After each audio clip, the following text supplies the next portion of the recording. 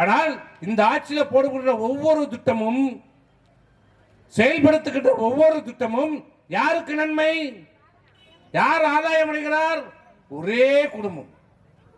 ஒரே குடும்பம் இன்னைக்கு தமிழகத்திலே ஆதாயம் அடைந்து கொண்டிருக்கிறது, செல்வ செழிப்போடு இருக்கிறது. ஒரு படத்தை 500 கோடி ரூபாய் எடுக்கிறான். எங்கிருந்தே வந்தது? 500 கோடி, 1000 கோடி. ரெட் ஜெயண்ட் பிலிம்ஸ் யாரு? முதலமைச்சர் ஸ்டாலினுடைய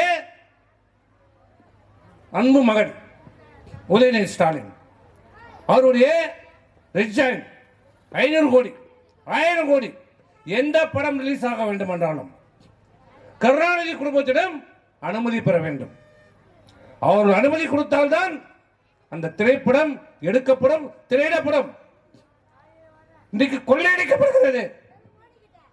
உங்களுடைய பணம், மக்களுடைய வரி பணம் இந்த திமுக ஆட்சியிலே கொள்ளையடிக்கப்படுகிறது. நான் கேட்கிறேன், 4.5 வருஷம் ஆச்சு. இந்த மயிலம் தொகுதியில் ஏதாவது ஒரு திட்டம் நிறைவேற்றிருக்காங்களா?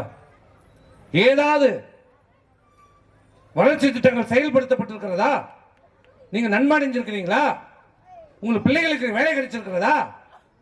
இவ்வளவு பேர் படிச்சிருக்கீங்களே, உங்க பிள்ளைகளுக்கு வேலை கிடைச்சிருக்கா? என்ன திட்டம்? இங்க இருக்கிற சிப்காட் யார் கொண்டாந்தது? எங்களுடைய முதலமைச்சர் எடப்பாடியார் கொண்டு வந்த திட்டம் சிப்காட். அதை சொல்லுவோம், அது கூட நாங்க தான் கொண்டாந்தோம். கேட்கிறோம், கேன எதை வேணாலும் சொல்றது. யார் கொண்டு வந்தது?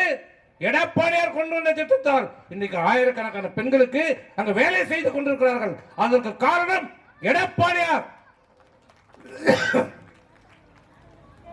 இளைஞர்களுக்கு வேலை வாய்ப்பை ஏற்படுத்தி கொடுக்கிற அரசு அம்மாவுடைய அரசு. இந்த ஆட்சியில் யாருக்கா வேலை கிடைச்சிருக்குதா? நான் கேட்கிறேன், 100 நாள் வேலை இல்லை, 1 ரூபாய் சம்பளம் கூடி இருக்குதா உங்களுக்கு? 150 நாள் தரேன்னாரு இந்த ஸ்டாலின், கொடுத்துட்டாரா? 100 நாள் கிடைக்குதா? 100 நாளாவது கொடுக்குறாங்களா உங்களுக்கு? இதை மட்டும் சொல்லு. 100 நாளா கிடைக்குதா? இல்ல செய்யற வேலை 50 நாளுக்கான சம்பளம் வருதா உங்களுக்கு? ஒழுங்கா முறையா வருதா? அதுவும் வரல. கேட்ட பங்கு, எல்லாருக்கும் பங்கு.